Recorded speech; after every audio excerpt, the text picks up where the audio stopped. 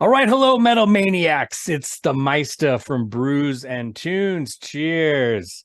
Absolutely thrilled and honored tonight. I am chatting with the one and only Ralph Viera, of course, aka Dr. Fukk of Thrash or Die and Combat, and one of my favorite YouTube channels, Almost Human. Ralph, so good to talk to you. How you doing, my friend? That was an awesome intro, man. Yeah. Yeah, I'm doing great, dude, and thank you for having me on, Victor. It's an Yeah. honor to be here, bro. Pardon?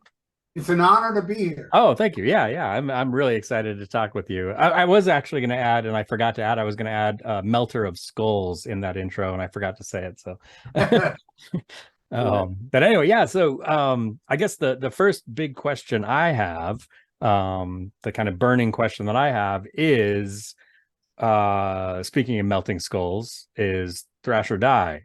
Will we see another Thrash or Die album? I really hope it happens, but a lot of years have gone by, and I look, before I say what I'm about to say, I love every member of the band. Don't get me wrong. Don't get it twisted. Let's cut the deck.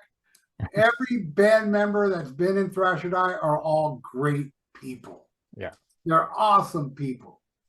But when it comes to getting Thrash or Die stuff done, they're busy with other bands. Right. Now, the drummer, he's now a Night Demon, actually. Oh, I didn't know that. Yeah, he's gonna go to Japan. I mean, he goes everywhere. And my bass player is in Malevolent Creation. Yeah, that's right. And the others are just flaky. But they're great people, but they're flaky. Let me put it this way. If everybody was like me, my philosophy on getting shit done, if I had a bunch of people like me in the band, we'd be on our 7th album now. Right. Yeah, so, which you should be. Yeah. Unfortunately, it's not happening, and it's not my fault because I can't play drums, I can't play guitar, I can't play bass. So.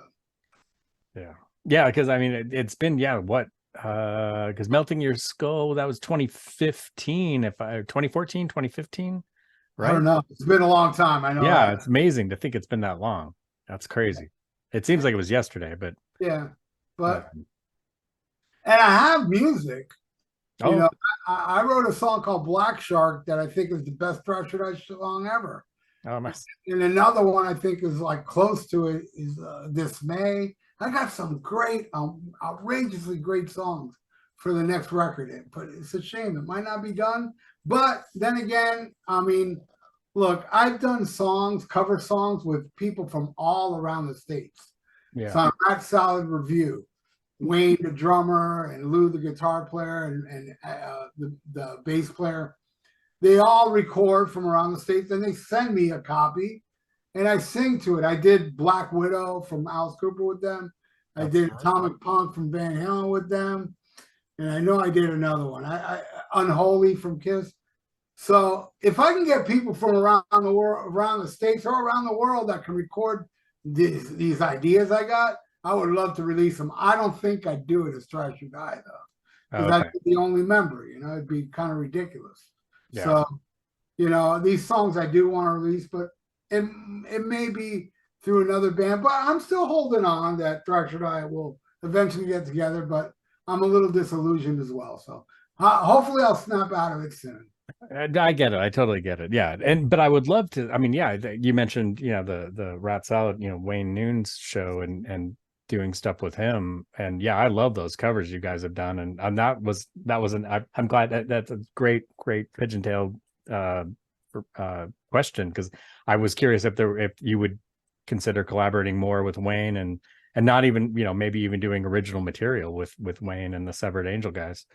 I would love to. I've never asked them, but I would love to do that. I mean, because Wayne is a great drummer, monster. He's a monster. What he does on Unholy is amazing, man. Yeah. And Lou is a killer shredder. And Timeless Bass, the bass player is awesome. They're all great. Yeah, I would love to do something with them. Hopefully it'll happen, Yeah, that'd be really cool. Same with what about Combat? Is that something that would ever come again, or no? Now, combat is a ridiculous situation. And I'm not naming the members, but one member doesn't like the other member for no reason whatsoever. There's no reason behind it. And the member that's hated by the guitar player has no clue. He dislikes him. But that's the reason combat ain't getting back together, because I can't do it with either member. Because that one member doesn't like the other member saying, look, ain't gonna be no combat unless you get rid of this guy. And I'm like, but what has he done? He's such a nice dude. I don't know. I deal with flakes, I tell you. And I love the flaky guy that doesn't like the other member or whatever. But it's just I don't know, man. I know there's bands out there that succeed because at least they tolerate each other and they all go for the same goal. Where mine is, it's like a daycare center. It's like these little kids, you know. I'm always surprised when I hear about bands, and I mean, and it makes sense, you know. It's you know, as much as we want it, maybe as fans, we want it to be this brotherly love sort of situation. A lot of times it is business. And as in any business, you know, there are people you don't necessarily like, but you get the work done. And it's always kind of, you know, I guess as a kid, I was, you know, I had, you know, very, this romanticized view of music and the music world. And then when I got older, I realized, you know, like what it's really like, and that, you know, like a lot of these band members don't even talk to each other and fly on separate planes and all that. So it makes sense. I get that, but it's also, as a fan, it's frustrating, you know, when you're like, damn it. It is. And like the whole history of the band was, look, and I got to be blamed too. It's not just them, it's me, because I have this goal set that I want it to happen, that I will be a complete prick to my band members to make it happen. You know what I mean? Because I got to push them. We got to push them. And I come off as a prick. And I realize that. And that's the thing. Look, we headlined in front of 8,000 people in Colombia. When we left that stage, I told the band, this is our last show. This is how I want to remember the band, you know? But then we ended up playing a stupid club show after that. But my point is, it got to the point, even after Colombia and all that shit, and then I reluctantly did a show. After that, I didn't want to push nobody anymore. I didn't want to be the prick anymore. I didn't want to, you know, come on, we got to get this done. Now, I do bring it up to them. I go, hey guys, you know, whenever you want to get together, write songs, let me know. I'm there. That's all I say. Before I would have said, yo, we're writing songs. You know what I mean? Now it's just ask, because I'm stressed. I mean, I'm not stressed anymore because I haven't done it for years. But I was very stressed trying to get shit done. And I don't like being a prick, but I had to, because if I did it, nothing would have happened from this band. Nothing. I wouldn't have toured the world. You know, we wouldn't be in that movie, Nukem High. You know, that's right. Yeah, if I didn't push to make stuff happen, you know, but it's draining. And that's the main reason Thrash Or Die hasn't done anything for a long time, is because I don't push anybody anymore. Hoping everybody will say, all right, let's get it done. You know, Thrash Or Die is a fun band. Yeah, great. We had a lot of fun on stage. I mean, it's a blast being in Thrash Or Die, and everybody loves to be in Thrash Or Die, but nobody wants to get shit done at the moment. So what can I do? I can't do nothing because I am retired from being a prick. I like that. Retired from being a prick. That's good. Yeah, hopefully we'll see something with Thrash Or Die again, because I mean, what a great lineup too, with, you know, Melting Your Skull. I mean, essentially, you know, Solstice is, you know, and became Thrash Or Die, which is, you know, with you as the vocalist. I mean, yeah, incredible. Yeah, Josh and Alex and Ryan, all incredible musicians. So amazing. Yeah. Well, we as fans, I think we need to like step it up and put some pressure on those guys. Don't put pressure on me. Just You want it. So I'm there. I'm ready to go. I mean, you want to get together, write some songs, record some music, I'm there 100%. And I say it to them because I bump into them at shows all the time. There ain't a show that goes by that I don't say it in passing or anything. Hey, remember, dude, I'm ready to record, And the thing is that these guys that I'm telling this to, they have a home recording studio in their place. So it's like, just invite me over, Well, I hope Ryan, Josh, Alex, I hope you're listening. Yeah. And you will, do something about this. So. Get shit done. It's a fun band, and make a little money. It's not like, whatever. Yeah. Do you I mean, you said you've got a few, a couple songs. Do you write a lot? Are you No writing or no? No, I haven't in a while, but these songs I've written through the years. I think pretty much after Melt Your Skull came out. I got about like 2.5 albums worth of stuff, but I just stopped. But I have enough. Believe me, but what I do is I write lyrics. I don't write music. But when I get together with the band, we collaborate on the music, because they'll play something, then I'll be like, oh, do it like this or do it like that. So in a way, I do write music, but I got to get in front of a guitar in order to do it. I can't write music like in my head, in my room. I need somebody in front of me with a guitar to write music or help write music. Gotcha. Get those melodies and okay, cool. Yeah, that makes sense. That makes sense.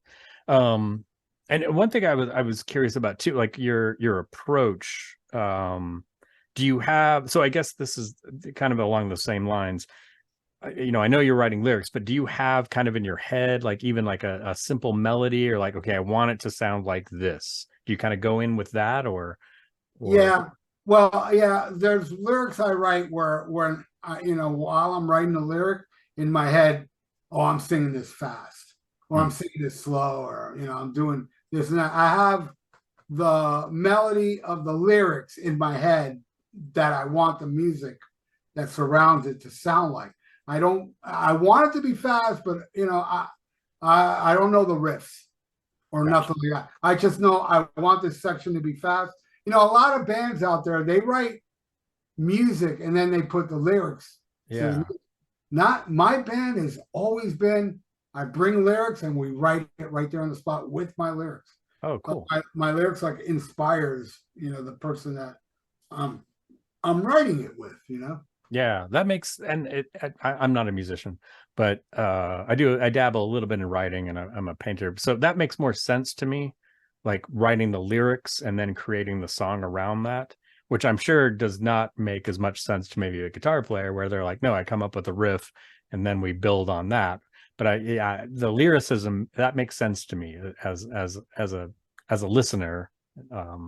That makes more sense to me, I think. Yeah, because you're already halfway there with the vibe of the lyrics.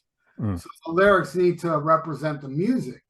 Yeah. So you already have the vision in your head how you want it to sound, So because of the lyrics kind of like outline it for me, Yeah. It is, sometimes it's a challenge, but we get it done, man. I mean, we broke our heads over a song called No Pose Allowed. I mean, it was, I'm telling you, like a year. We couldn't come up with the little middle section of that song. We just couldn't do it. And then one day, and it was me, they were tuning their guitar, and my guitarist was doing kind of like a punk riff. And I go, dude, do that twice, do that over. That's what we're putting in the middle of No Pose Allowed. And it worked fine because it's a mid-tempo song, but in the middle it goes full blast punk rock. And so the lyrics are there, the sentiments there, but yeah, the punk rock wasn't there in my head because I knew that section had to be fast. Yeah. And we, instead of doing thrash, we did a total punk rock thing. Kind of sounds like Misfits type stuff.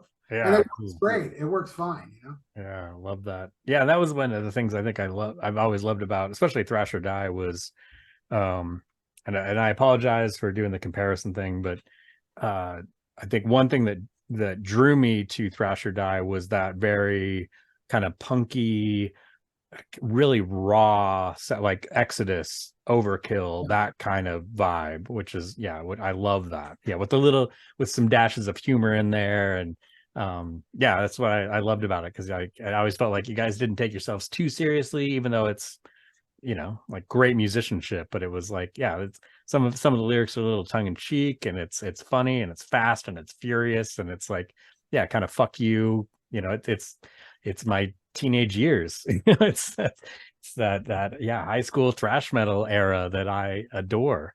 So yeah, love it. And what was cool about the original Thrash or Die was, I lived it. I'm a child of the 70s, 80s. I was in mosh pits during, thrash shows in the 80s. I lived it. Now, every other member of Thrash or Die were teenagers or kids or in their 20s, They didn't live it. So they have this fantasy of thrash. And I'm the one that's kind of like, I lived it. So it's kind of like old meets young type thing. Yeah. I love it. It's great stuff. Speaking of great stuff, your Almost Human show is fantastic. It's I don't watch a lot of YouTube channels, but yours is top of my list. It's thoughtful, it's funny, it's interesting. You have great people on there. You have great news segments. They're always relative and interesting and not well, I love it because it's very personal. It almost feels like it's very personal the way that you approach your show, which I like. I know we're Facebook friends, but I feel like I know you. I've never met you in person, but because I watch your show, I'm like, oh yeah, he's a friend of mine. We're buddies. You might not think that, but yeah, it just feels, yeah, you're very personable. It's fun to watch. It's just, and you have this amazing knowledge of music too, which is cool. And I think we have a lot of similar likes, especially being a 70s and 80s child as well. We were just chatting before the show about you just did a show last night live about Thin Lizzy, one of my all-time favorite bands ever. And yeah, it was mesmerizing. It was fascinating. It was edifying and entertaining. And I loved it. It's so I should have a question here. So I guess, when did you decide to go in this route? Doing a podcast, doing a YouTube channel. I gotta owe it all to Bob Nalbamian, who we lost last year. Yeah, I think it was earlier this year. He was a huge inspiration to me because he had a podcast back before anybody had podcasts. Our podcast was very in the infant stage, and he had a show, Skull View, and I would listen to it religiously because I used to work a night shift. I was a control room operator to a phone that never rang. So I just sat and listened to the podcast or watching Netflix, what have you. And he inspired me. He's like, man, I gotta start a podcast. I want to do that, And then it was very weird fate that had it was I announced it on my Facebook group. I said, hey man, I want to start a podcast. And there's this guy in the group, I don't know who he is, named Ian Wadley, said, hey man, I'll help set it up. I don't know who this guy is, but I was so desperate to do a podcast. That's all right, set it up. So he did. And I ended up doing a podcast with this guy. And he is so much funnier than me. He's a riot. It's like, God, I hit pay dirt with this dude, So he's that's separate from my YouTube channel. My YouTube channel, what I was saying before about the bands, my YouTube channel is doing amazing, right? Yeah, it's killing. Yeah, it's like over 28,000 subscribers. And you know why that is, Victor? The reason my channel has been so successful is because I don't have a band holding me down. This is a one-man project.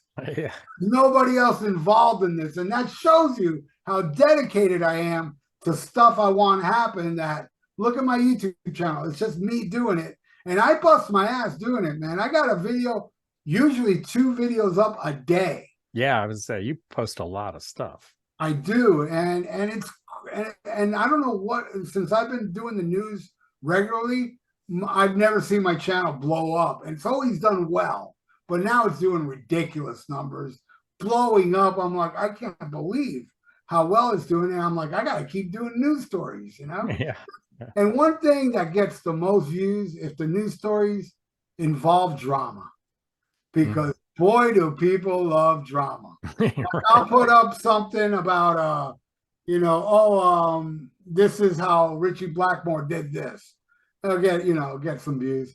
then I'll put one. This is what Richie Blackmore, a badmouth Ian Gillan. He said this 100, Right. views. People love drama, man. Yeah, that's very true. Yeah, that's probably why I have no listeners. I don't have any drama.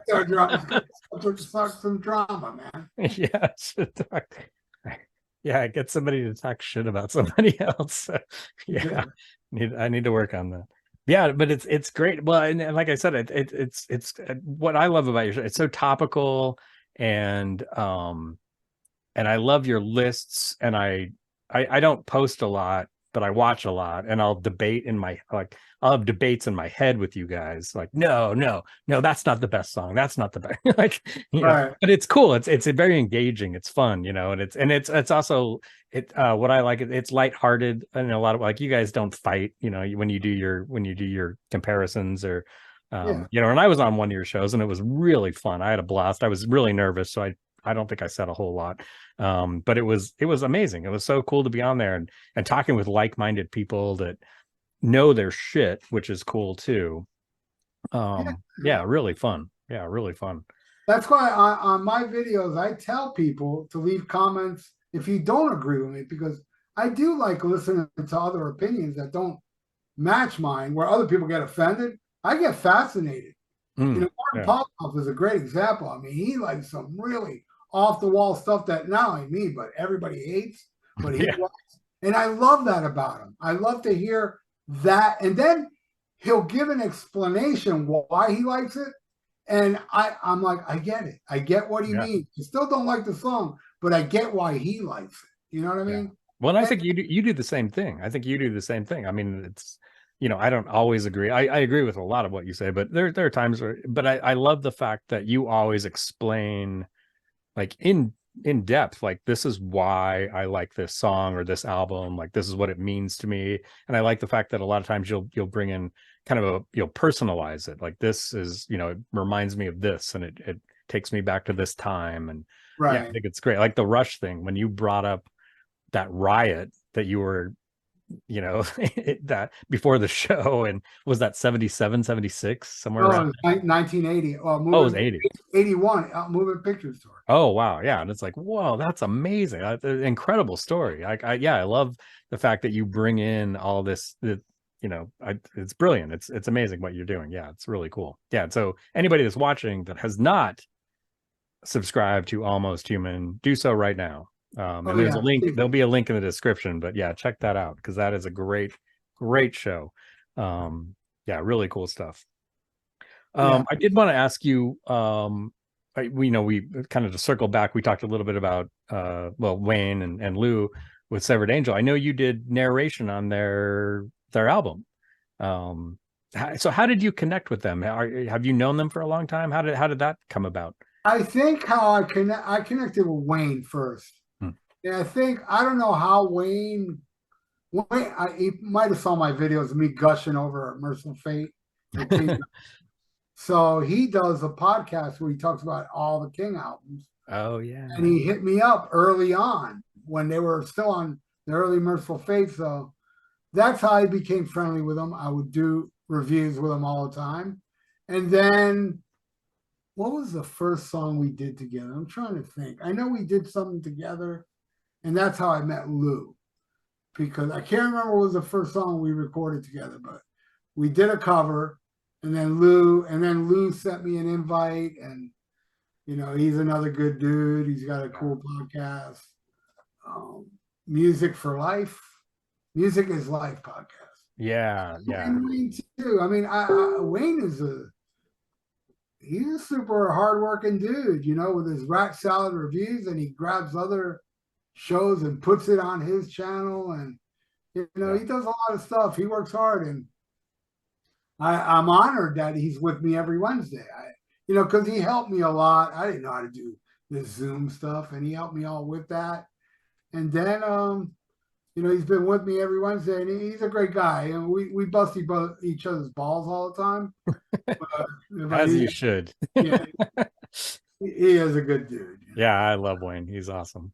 He's a great guy. Yeah, yeah, and monster drummer. He's a monster drummer. Yeah, he's awesome. He's amazing, man. Yeah, I don't know if I should say this. I don't want to get in trouble, but I don't know if you. I'm going to say it anyway. I don't know if you've heard any of the. So he's working with Absalom now, and the drum work on that album. Like I've heard some demo stuff. It's amazing. It's incredible. It's some of the best. I mean, and I love Severed Angel is incredible, but he is killing it on this. Yeah, yeah. So keep an eye out. It probably won't be out for probably a year because I think they're just working song by song and they're only like the fourth or fifth song right now. But it's fucking amazing. It's incredible. Some of the best music I've heard in a long time. It harkens back to like Dio era, Queensryche 80s, mid 80s kind of, early to mid 80s. It's really incredible stuff. That's my music, man. That early 80s traditional metal is my favorite form of music. Yeah. Oh, yeah. Yeah. Omen and Jag Panzer and all the yeah. Great time. That was a great time. Yeah. I just saw Satan. Oh, wow. For the first time. I've been into them since '84. I love Satan. They play down here. I couldn't believe it. I can't believe Satan's coming down here. Headline. Yeah. That was like 2-3 weeks ago. Yeah, I got to see. And you know what's amazing about that band is that they're all still original members. All of them are still. Yeah, that's right. That's right. Yeah. 84. Amazing. Yeah, and I forget the vocalist. I forget his name. Is the vocalist of Blitzkrieg? Yeah, exactly. Yeah. I can't remember his name at the moment either. Yeah, nice monster. Yeah, great singer. Yeah, he should be huge. Like I always thought he should be. His voice is like it was in '84. He hits the highs effortlessly. He's amazing. Yeah, great. Oh, yeah, that's so cool. Oh, yeah, love Satan. That's awesome. Nice. Yeah. So let's switch gears a little bit. Let's go take a ride in the Wayback Machine. So tell me about getting into music. Like, how did that start for you? Like, did you come from a musical family? Like, when did you decide I want to be a singer? Like, kind of what was the impetus of all of that for you? Well, this will be a funny story I'm about to tell you. I was never into music as a little kid. I was into movies.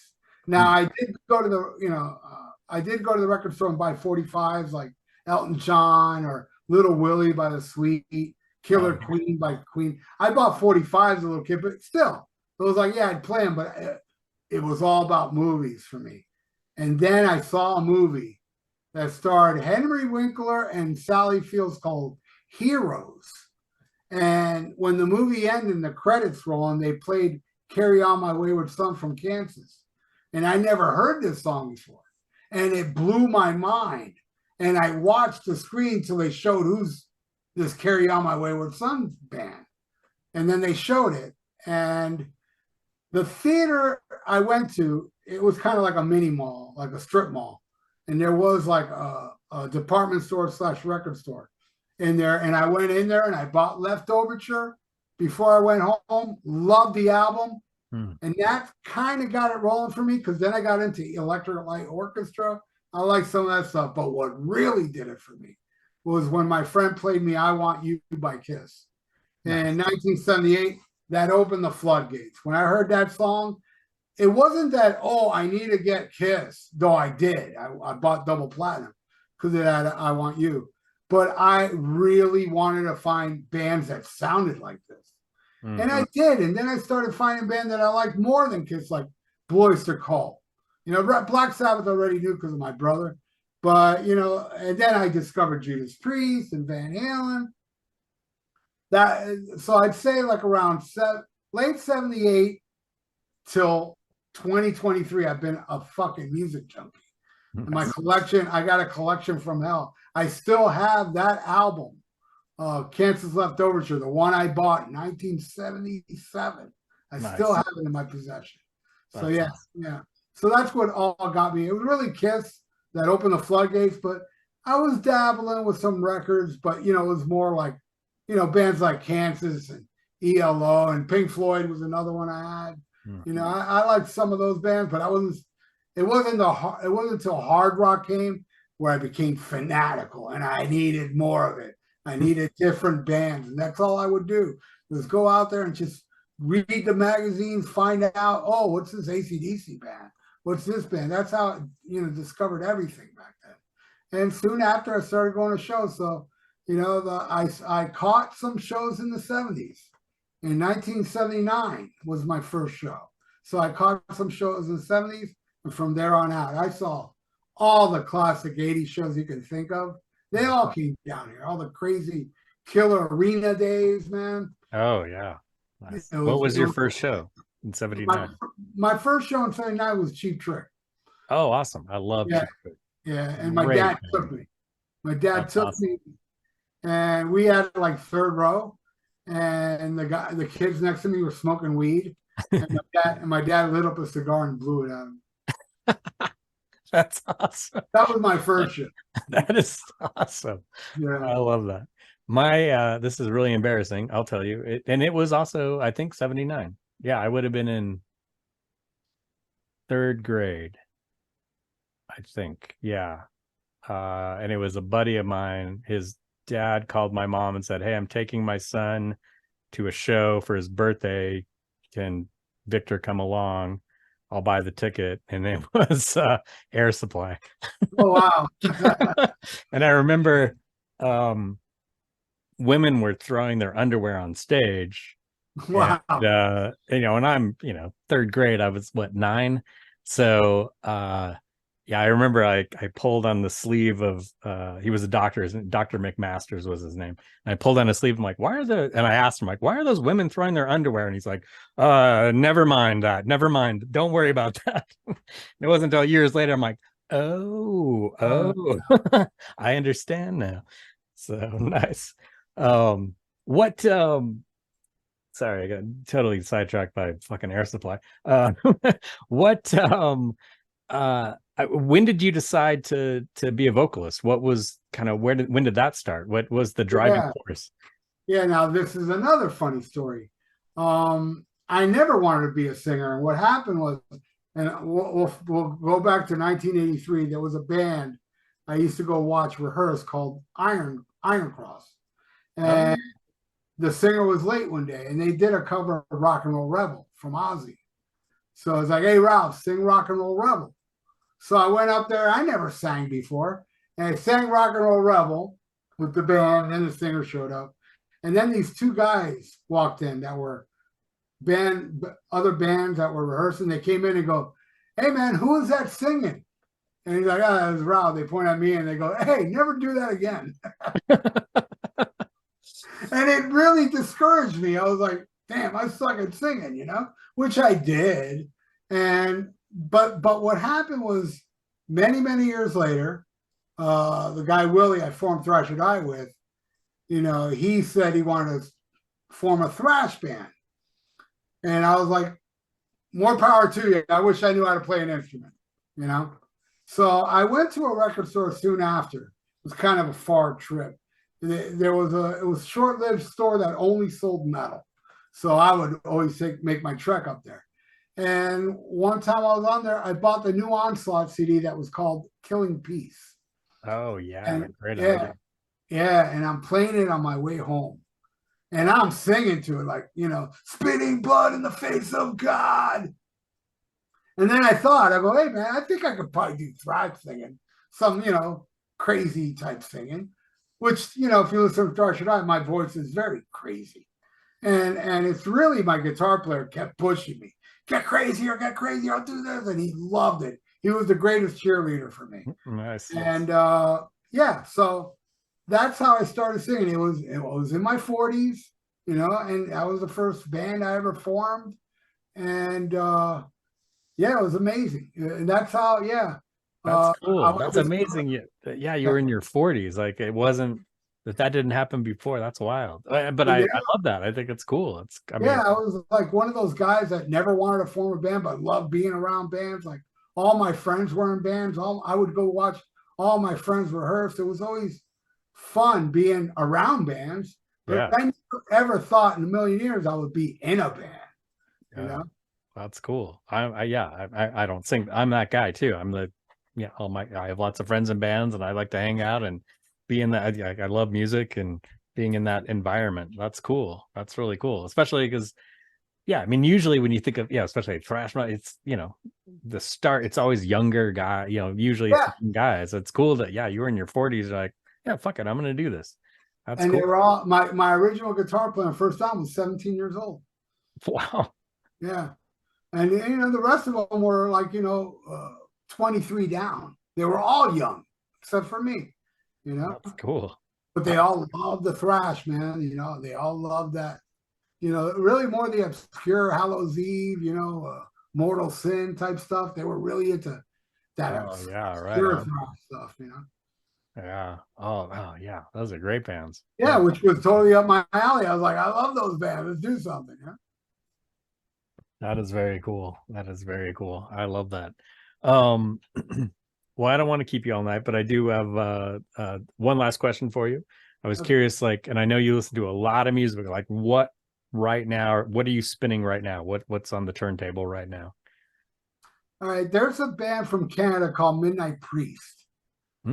I've been listening to a lot. Riot Act? No, what is it called? Riot City. Oh yeah, Riot City. Okay. I've been listening to them a lot. Traveler. Now I'm just talking about newer bands because I do listen to Sabbath regularly. Right. And Merciful Fate. I listen to that. The classic is what I listen to most of the time. But I'm naming like bands that are new that I like. And the difference between me and a lot of people my age is that they would never look into a band like Traveler, but yet they love Priest. Yeah. And they love all these bands that Traveler sounds like, but they're stuck in what they, and that's fine. To me, I want to hear something new. Judas Priest ain't making an album every year. So give me a bunch of albums, bands that sound like Judas Priest and do it well.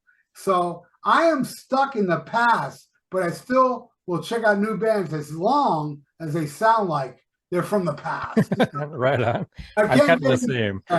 I can't get into new music like, this, these guys are original. It sounds, I don't know. I think I've already passed that point in my age where I'm just stubborn and all I want is traditional metal when it comes to new stuff and, and still worship all the old stuff, Yeah, I'm very similar, I think, in a lot of ways. I'm kind of the same. Like, yeah, there's a lot of new, cool, young bands that have this 70s, 80s vibe out there right now that I've been checking out and really digging as well. So yeah, that's cool. Like the bands you mentioned are. I need to check out Traveler. I've not heard Traveler, but yeah, they're awesome. I mean, I love this. What it's called, the new wave of traditional metal. That's what's going on now, and I'm loving it, man. Yeah. A lot of them are coming out of Canada, these bands. Oh, interesting. They're all great. Yeah, very cool. Check out, if you haven't done so already, check out the Fae, Fae. It's Jeff Potts he was in Volcana, thrash metal band out of Ohio, but he's on the West Coast now. But the Fae has they're very Zeppelin, Deep Purple-esque kind of band, all original material, and very cool stuff. They do a really good cover of Death on Two Legs by Queen, which is not easy to do, and they do a really good cover of it. But yeah, check them out. Yeah, FAE, the Fae. I'll check them out after the show. Yeah, very cool band. So yeah, cool stuff. Well, Ralph, thank you so very much for chatting with me this evening. This has been an honor and a pleasure. For those of you watching, definitely check out in the description below. I've got links to Almost Human, Ralph's amazing YouTube page. Also, you can check out Thrash or Die. Check out their Bandcamp page. Those albums are so good, so very good. Especially if you're an Exodus fan, you will love this shit. It's awesome. So yeah, thanks again, Ralph. Awesome chatting with you, my friend. And thank you, man. It was an honor doing your show, and I look forward to having you back on my show, man. Thank you. Yeah, awesome. We'll get something done. Very cool. Very cool. Thank you, sir. Right on. And thanks for listening, everybody, and schmack 'em a gob.